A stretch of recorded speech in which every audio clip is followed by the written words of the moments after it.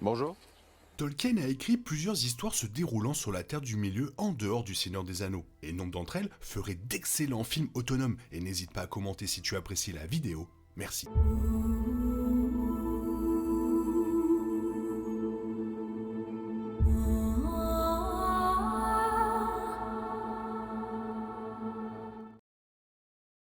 Le film Le Seigneur des Anneaux, la guerre des Rohirrim profite d'une de ces histoires, retraçant l'histoire de Helm, main marteau, un roi du Rohan qui a régné 160 ans avant les événements du Seigneur des Anneaux. Cela permettra au public de voir d'autres événements de la Terre du Milieu en dehors de l'histoire de l'anneau unique, et d'autres histoires similaires avec tout autant de potentiel.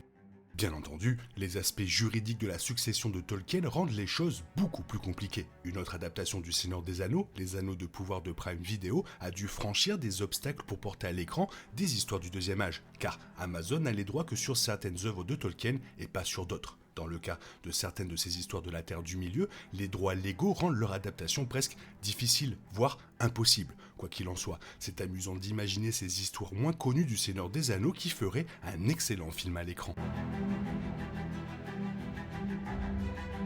La plus grande des histoires d'amour de Tolkien, Beren et Lúthien, est un autre chapitre du Silmarillion qui deviendra plus tard son propre livre. Il s'agit d'un couple, un homme et une elfe, auxquels Aragorn et Arwen sont fréquemment comparés dans Le Seigneur des Anneaux. Une autre raison pour laquelle ce serait un film autonome précieux.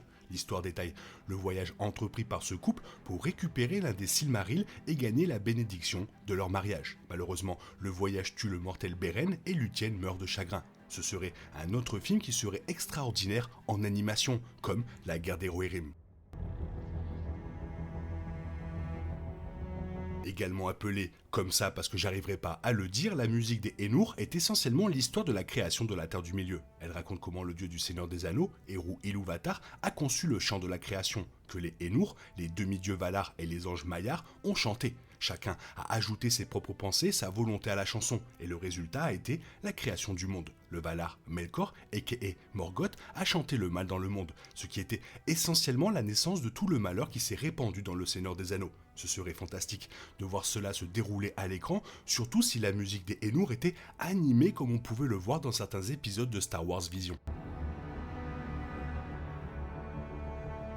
La fuite des Noldor est un chapitre du Silmarillion qui décrit comment un groupe d'elfes appelés les Noldor sont arrivés sur la Terre du Milieu depuis Valinor, bien qu'ils n'étaient pas censés le faire. Ces elfes, dont Galadriel était membre, étaient dirigés par l'un des elfes les plus célèbres du canon de Tolkien, Fëanor, le créateur des Silmarils. Morgoth a volé ses pierres précieuses et très convoitées, et Fëanor a conduit son peuple vers la Terre du Milieu dans un effort voué à l'échec pour les récupérer. Cette histoire contient de la tragédie, de l'orgueil et beaucoup de morts, tout ce qui est nécessaire pour un film passionnant sur le Seigneur des Anneaux.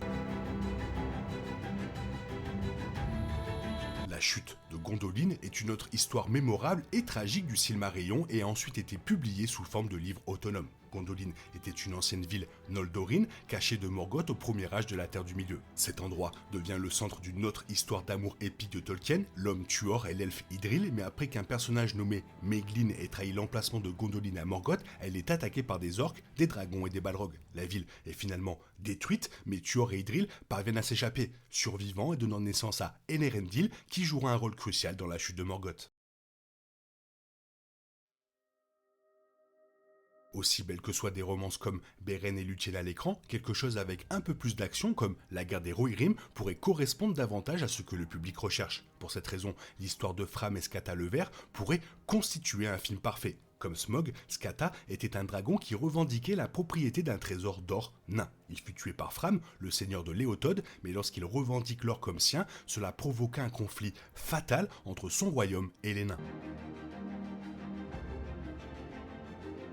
Elrondil et Elwing sont encore une autre romance mémorable du canon de Tolkien. Tout donné de l'union entre les elfes et les hommes, ils furent les champions uniques du conflit en cours entre les deux races et cruciaux dans la guerre de la colère de la chute de Morgoth. Bien que leur histoire comporte plusieurs points clés, l'aspect le plus significatif est leur arrivée triomphale à Valinor, où ils ont supplié les Valar d'intervenir et d'abattre Morgoth. Ceci, en particulier, serait passionnant à voir à l'écran. La récompense d'Elrondil et d'Elwing pour avoir sauvé la Terre du Milieu était le choix pour eux-mêmes et leurs descendants de devenir mortels, ce que leur fils Elros et leur petite-fille Arwen ont adopté les Valar.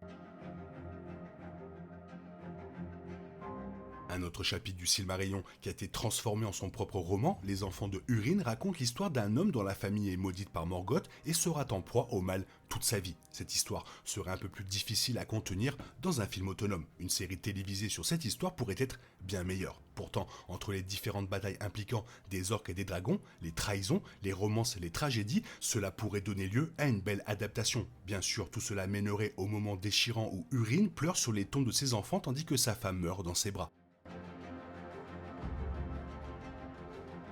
Dans Le Seigneur des Anneaux, Aragorn est membre des Dunédin, descendants des Numénoréens qui ont échappé à la chute de leur royaume insulaire et se sont installés sur la Terre du Milieu au Second Âge. Bien que les Anneaux de Pouvoir explorent certainement les débuts des Dunédin dirigés par Elendil et l'établissement du Gondor et de l'Arnor, il serait intéressant de voir leur histoire tout au long du troisième âge de la Terre du Milieu, menant à l'histoire d'Aragorn, sa naissance et son éducation. Tolkien a écrit à ce sujet dans les annexes du Seigneur des Anneaux, Le Retour du Roi. Il devrait donc y avoir de nombreuses possibilités de films potentiels.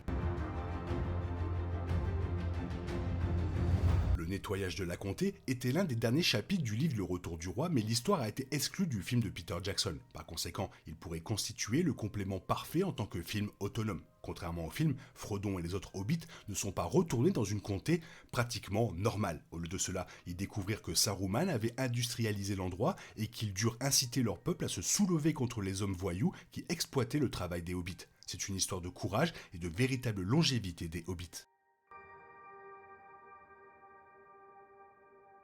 Dagor Dagorath était moins une histoire qu'une prophétie sur la fin des jours de la Terre du Milieu. Pourtant Tolkien est entré dans suffisamment de détails sur la façon dont tout cela était censé se dérouler pour que cela puisse, éventuellement, être reconstruit dans un film. Traduit par La Dernière Bataille, Dagor Dagorath verrait le retour de Morgoth et une bataille massive entre ce plus sombre des seigneurs et les Valar. Le méchant serait finalement tué, mais le combat entraînerait également la mort de pratiquement tous les êtres vivants de la Terre du Milieu et de Valinor, ce qui en ferait une fin peu orthodoxe pour un potentiel film du Seigneur des Anneaux. La Terre du Milieu, pullule d'histoire, toi, laquelle tu préfères, fais-le moi savoir dans la zone commentaire, sinon il est temps pour toi de reprendre le cours normal de ta vie, on se retrouve bientôt pour une nouvelle vidéo, bisous bisous, bye bye.